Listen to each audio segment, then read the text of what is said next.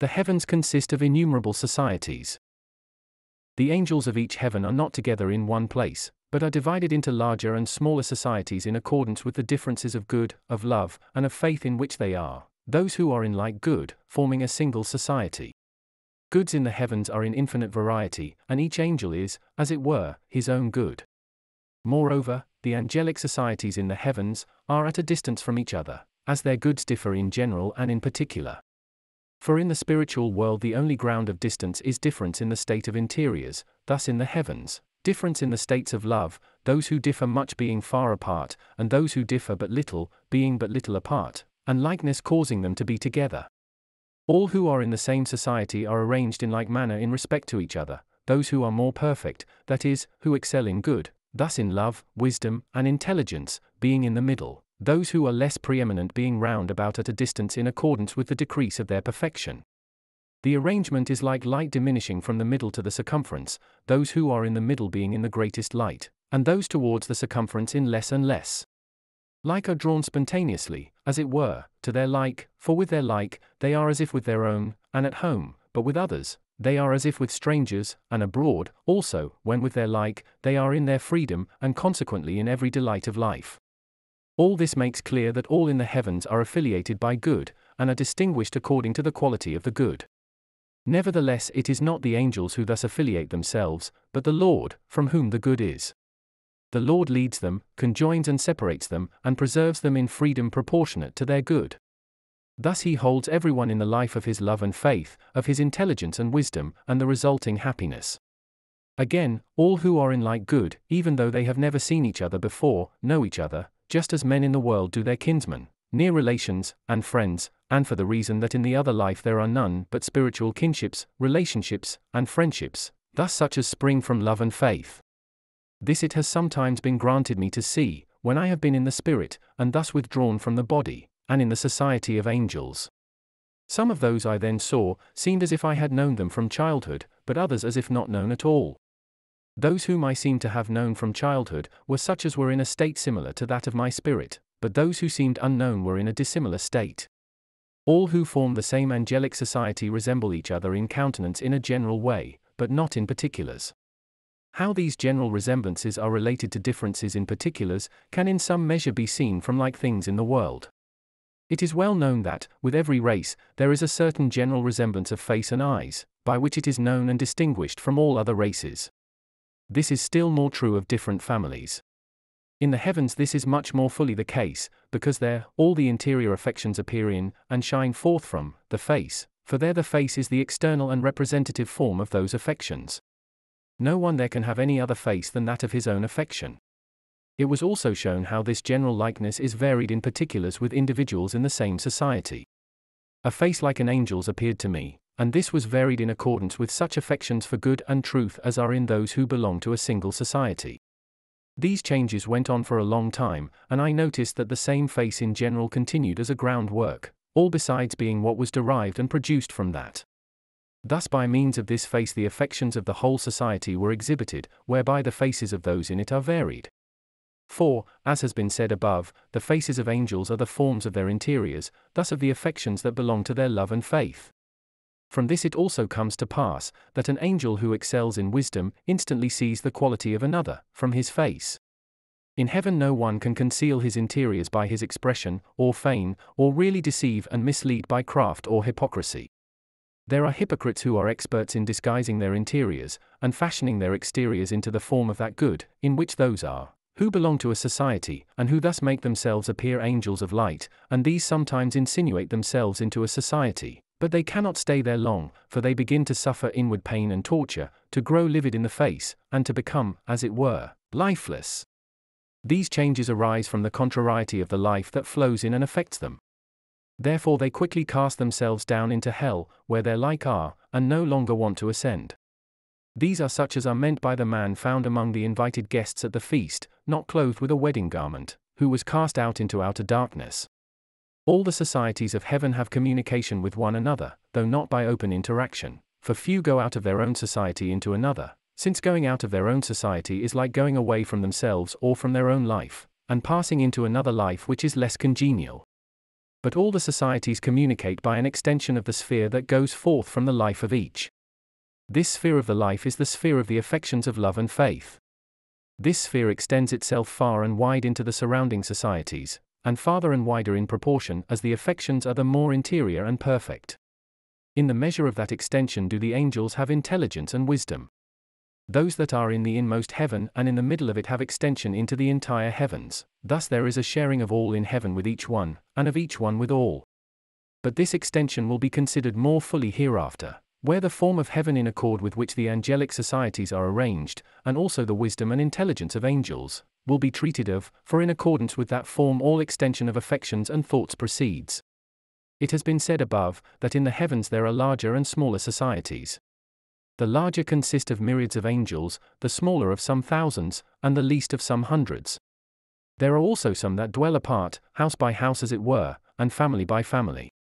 Although these live in this scattered way, they are arranged in order like those who live in societies, the wiser in the middle and the more simple in the borders. Such are more closely under the divine auspices of the Lord, and are the best of the angels. Each society is a heaven in a smaller form, and each angel in the smallest form. Each society is a heaven in a smaller form, and each angel in the smallest form, because it is the good of love and of faith that makes heaven, and this good is in each society of heaven and in each angel of a society. It does not matter that this good everywhere differs and varies, it is still the good of heaven, and there is no difference except that heaven has one quality here and another there. So when any one is raised up into any society of heaven, he is said to come into heaven, and those who are there are said to be in heaven, and each one in his own. This is known to all in the other life. Consequently, those standing outside of, or beneath heaven, when they see at a distance companies of angels, say that heaven is in this or that place. It is comparatively like civil and military officers and attendants in a royal palace or castle, who, although dwelling apart in their own quarters or chambers above and below, are yet in the same palace or castle, each in his own position in the royal service. This makes evident the meaning of the Lord's words, that in his Father's house are many abiding places, also what is meant by the dwelling places of heaven, and the heavens of heavens, in the prophets.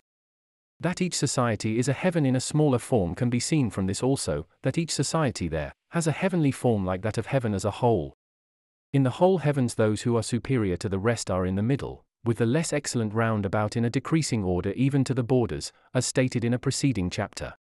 It can be seen also from this, that the Lord directs all in the whole heaven as if they were a single angel, and the same is true of all in each society, and as a consequence an entire angelic society sometimes appears in angelic form like a single angel, as I have been permitted by the Lord to see. Moreover, when the Lord appears in the midst of the angels he does not appear as one surrounded by many, but the appearance is as a one, in an angelic form. This is why the Lord is called an angel in the word, and why an entire society is so called. Michael, Gabriel, and Raphael are no other than angelic societies so named from their function. As an entire society is a heaven in a smaller form, so an angel is a heaven in the smallest form. For heaven is not outside of the angel, but is within him, since the interior things which belong to his mind are arranged into the form of heaven, thus for the reception of all things of heaven that are outside of him. These also he receives according to the quality of the good that is in him from the Lord. It is from this that an angel is a heaven. It can in no sense be said that heaven is outside of any one, it is within him. For it is in accordance with the heaven that is within him that each angel receives the heaven that is outside of him. This makes clear how greatly misled is he who believes that to come into heaven is simply to be taken up among angels, without regard to what one's interior life may be, thus that heaven is granted to each one by mercy apart from means, when, in fact, unless heaven is within one, nothing of the heaven that is outside can flow in and be received. There are many spirits who have this idea. Because of this belief, they have been taken up into heaven, but when they came there, because their interior life was contrary to the angelic life, their intellectual faculties began to be blinded until they became like fools, and they began to be tortured in their voluntary faculties until they became like madmen. In a word, if those that have lived wickedly come into heaven, they gasp for breath and writhe about, like fishes out of water in the air, or like animals in ether in an air pump when the air has been exhausted. From this it can be seen that heaven is not outside of a man, but within him. As everyone receives the heaven that is outside of him in accordance with the quality of the heaven that is within him, so in like manner does everyone receive the Lord, since it is the divine of the Lord that makes heaven. And for this reason, when the Lord becomes manifestly present in any society, his appearance there is in accord with the quality of the good in which the society is, thus not the same in one society as in another. This diversity is not in the Lord, it is in the angels who behold him from their own good, and thus in accordance with their good. And they are affected by his appearance in accordance with the quality of their love, those who love him in mostly being in mostly affected, and those who love him less being less affected, while the evil who are outside of heaven are tortured by his presence. When the Lord is seen in any society, he is seen as an angel, but is distinguished from others by the divine that shines through. Again, heaven is where the Lord is acknowledged, believed in, and loved. Variety in worship of the Lord from the variety of good in different societies is not harmful, but beneficial, for the perfection of heaven is therefrom. This can scarcely be made clear to the comprehension without employing terms that are in common use in the learned world, and showing by means of these how unity, that it may be perfect, must be formed from variety. Every whole exists from various parts, since a whole without constituents is not anything, it has no form, and therefore no quality. But when a whole exists from various parts, and the various parts are in a perfect form, in which each attaches itself like a congenial friend to another in series, then the quality is perfect. So heaven is a whole from various parts arranged in a most perfect form, for the heavenly form is the most perfect of all forms. That this is the ground of all perfection is evident from the nature of all beauty, agreeableness, and delight, by which the senses and the mind are affected, for these qualities spring and flow from no other source than the concert and harmony of many concordant and congenial parts, either coexisting in order or following in order, and never from a whole without many parts. From this is the saying that variety gives delight, and the nature of variety, as is known, is what determines the delight. From all this it can be seen as in a mirror how perfection comes from variety even in heaven. For, from the things that exist in the natural world, the things of the spiritual world can be seen, as in a mirror. What has been said of heaven may be said also of the church, for the church is the Lord's heaven on earth. There are also many churches, each one of which is called a church, and so far as the good of love and faith reigns therein, is a church. Here, too, the Lord out of various parts forms a unity, that is, one church out of many churches.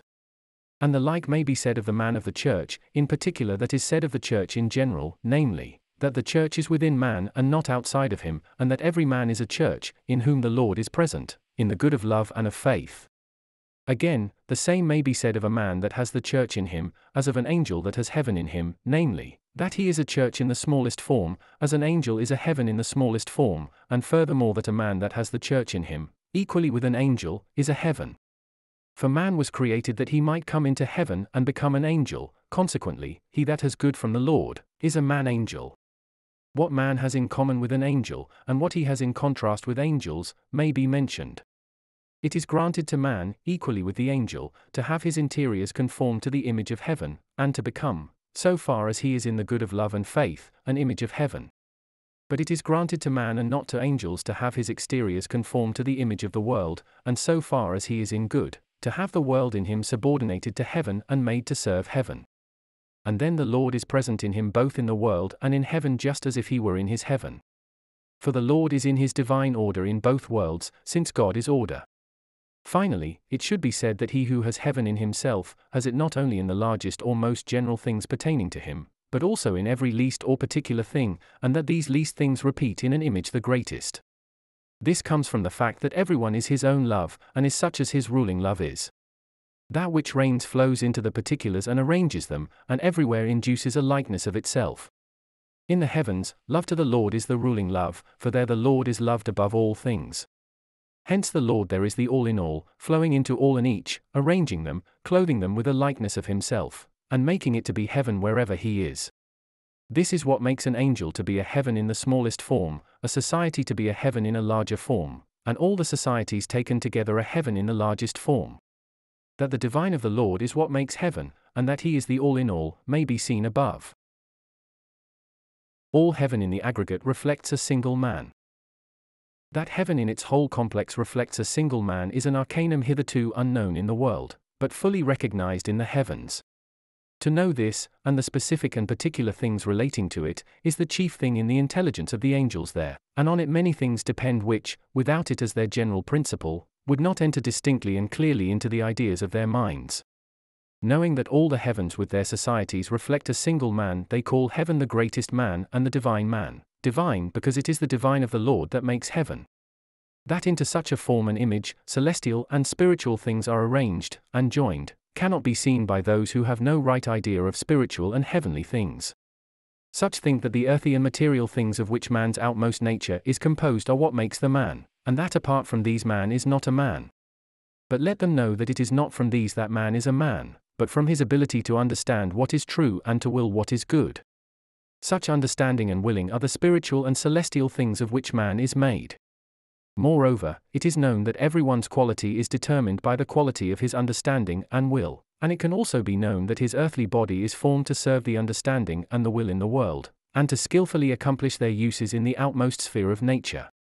For this reason, the body by itself can do nothing, but is moved always in entire subservience to the bidding of the understanding and will, even to the extent that whatever a man thinks, he speaks with his tongue and lips, and whatever he wills, he does with his body and limbs, and thus the understanding and the will are what act, while the body by itself does nothing. Evidently then, the things of the understanding and will are what make man, and as these act into the minutest particulars of the body, as what is internal into what is external, they must be in a like form, and, on this account, man is called an internal or spiritual man. Heaven is such a man in its greatest and most perfect form. Such being the angelic idea of man, the angels give no thought to what a man does with his body, but only to the will from which the body acts. This they call the man himself, and the understanding they call the man, so far as it acts in unison with the will. The angels, it is true, do not see heaven in its whole complex in the human form, for heaven as a whole does not come within view of any angel, but remote societies, consisting of many thousands of angels, they sometimes see as a one in the human form, and from a society, as from a part, they draw their conclusion as to the general, which is heaven. For in the most perfect form generals are like the parts, and parts are like the generals, with simply such a difference as there is between like things of greater or less magnitude. Consequently, the angels say that since the divine from what is inmost or highest sees all things, so in the Lord's sight heaven as a whole must be in the human form. Heaven being such, it is ruled by the Lord as a single man is ruled, thus as a one. For although man, as we know, consists of an innumerable variety of parts, not only as a whole but also in each part, as a whole, of members, organs, and viscera, and in each part, of series of fibers, nerves, and blood vessels, thus of members within members, and of parts within parts, nevertheless, when he acts as a single man. Such likewise is heaven under the auspices and direction of the Lord. So many different things in man act as a one, because there is no least thing in him that does not do something for the general welfare and perform some use. The general performs a use for its parts, and the parts for the general, for the general is composed of the parts and the parts constitute the general, therefore they provide for each other, have regard for each other, and are joined together in such a form that each thing, and all things, have reference to the general and its good. Thus it is that they act as one. In the heavens there are like affiliations. Those there are conjoined according to uses in a like form, and consequently those who do not perform uses for the common good, are cast out of heaven as something heterogeneous. To perform use is to will well to others for the sake of the common good, but to will well to others, not for the sake of the common good, but for the sake of self, is not to perform use. These latter are such as love themselves supremely, while the former are such as love the Lord supremely. Thence it is that those who are in heaven act as a one, and this they do from the Lord, not from themselves, for they look to him as the only one, the source of all things, and they regard his kingdom as the general, the good of which is to be sought. This is what is meant by the Lord's words, "Seek ye first the kingdom of God and his righteousness, and all things shall be added unto you." To seek his righteousness means to seek his good. Those who in the world love their country's good more than their own, and their neighbor's good as their own, are they who in the other life love and seek the Lord's kingdom, for there the Lord's kingdom takes the place of country, and those who love doing good to others, not with self as an end but with good as an end, love the neighbor, for in heaven good is the neighbor. All such are in the greatest man, that is heaven. As the whole heaven reflects a single man, and is a divine spiritual man in the largest form, even in figure, so heaven, like a man, is arranged into members and parts, and these are similarly named. Moreover, angels know in what member this or that society is. This society, they say, is in a certain part or province of the head, that in a certain part or province of the breast, that in a certain part or province of the loins, and so on. In general, the highest, or third heaven, forms the head down to the neck, the middle, or second heaven, forms the breast down to the loins and knees, the lowest, or first heaven, forms the feet down to the soles, and also the arms down to the fingers. For the arms and hands belong to the lowest parts of man, although at the sides. From this again, it is plain why there are 3 heavens. The spirits that are beneath heaven are greatly astonished when they hear that heaven is not only above, but below, for they have a like faith and opinion as men in the world, that heaven is nowhere but above, for they do not know that the arrangement of the heavens is like the arrangement of the members, organs, and viscera in man, some of which are above and some below. Or like the arrangement of the parts in each of the members, organs, and viscera, some of which are within and some without. Hence their confused notions about heaven. These things about heaven as the greatest man are set forth, because what follows in regard to heaven cannot be at all comprehended until these things are known, neither can there be any clear idea of the form of heaven, of the conjunction of the Lord with heaven, of the conjunction of heaven with man, of the influx of the spiritual world into the natural, or any idea at all of correspondent subjects to be treated of in their proper order in what now follows. To throw some light on these subjects, therefore, the above has been premised.